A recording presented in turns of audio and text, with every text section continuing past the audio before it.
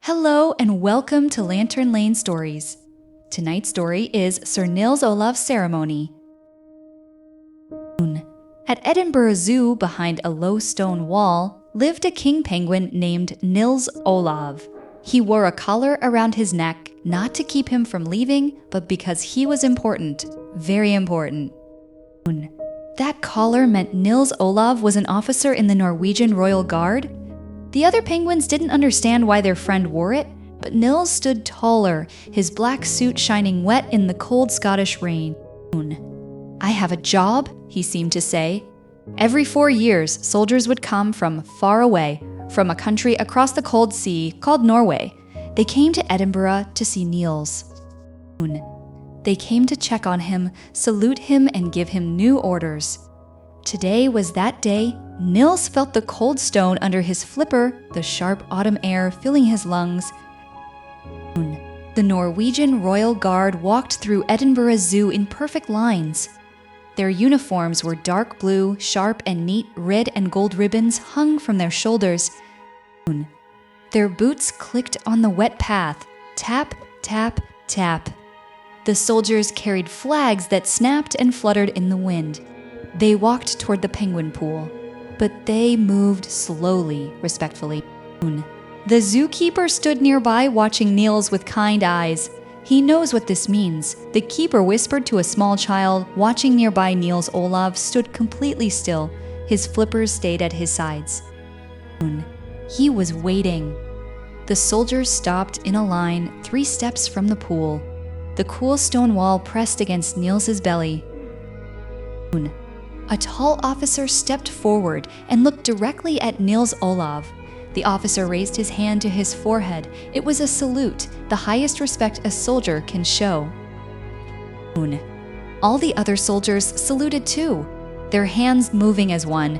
Nils Olav tilted his head, watching each face. "Sir Nils Olav," the tall officer said, his voice slow and serious, "you have served with honor."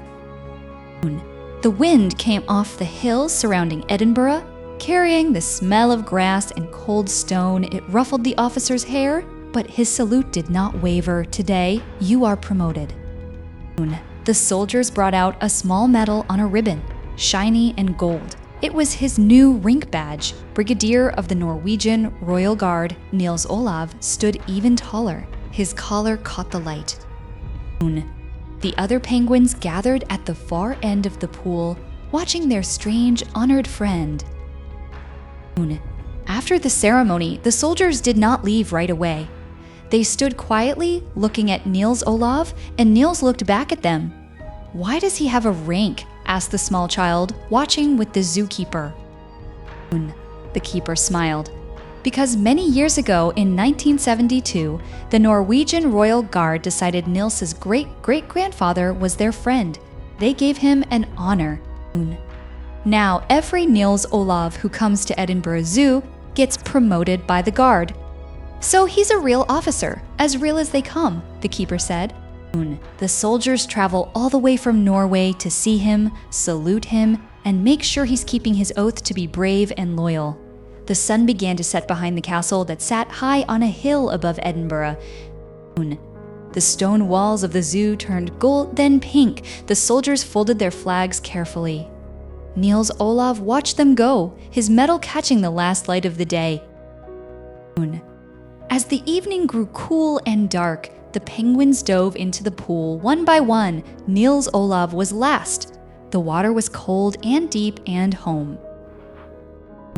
He swam in graceful loops, the way a soldier walks in a parade, with purpose and pride. In the keeper's office, the photographs of the day were carefully saved.